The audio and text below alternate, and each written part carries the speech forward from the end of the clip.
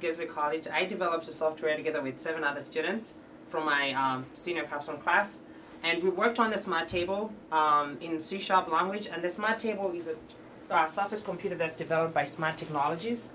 And our kind of software is a virtual tour of the campus, and this table would allow it for visitors and other users to actually interact with the campus as, for example, they wait in any other like public spaces or the admissions office. So gVirtual. So as you can see here, this is the interface for gVirtual. So we have the map as a central area, and we have 2 trays that users can actually drag whatever building that they want and drop it in their respective tray. So for example, user number 1 grabs this building, and user number 2 at the same time grabs building number 2, and they drag it to their respective trays. And if you drop the buildings, the tray automatically knows what building that was, and it displays information that's related with the building. So for example, I dragged the College Union building, and the tray knows that it's a College Union building. And it tells me the hours that the building opens and the times that it closes. And we also have pictures of the building that was dragged in. So this is the pictures of the College Union building. So for example, if I go back on the map and drag Gladfelder building, this is the building that houses the computer science department here at Gettysburg College. You can actually see pictures that are related with the Gladfelder. You can see classrooms and the outside of the building. And we also have videos, and you can play the videos here.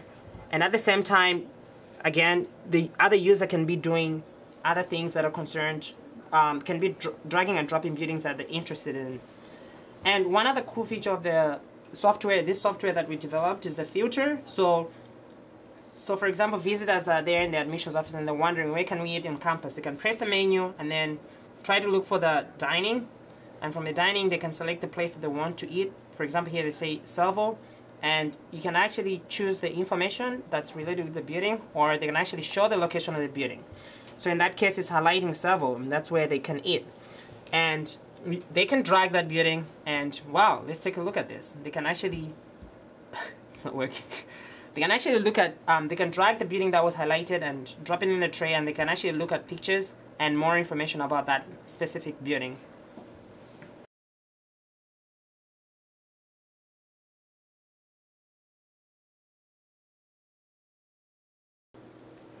This kind of technology can actually be further improved by using platforms like the Microsoft Surface, which actually does allow the user to have, which actually allows direct object interaction with the screen. So for example, a user can design a customized tour of the campus and transfer it to their cell phone. And after they do that, they can actually go around campus and make sure that they visit all the places. And developing the smart table was an amazing experience. We had been developing in Java for most of our classes here at the Gettysburg College. And C#, we had to learn a lot about C# because none of us pretty much had any experience with C#. And even to make it more exciting, we had to use the Smart Table SDK, which hasn't been documented that much because this is a new technology and not a lot of people have developed apps for this.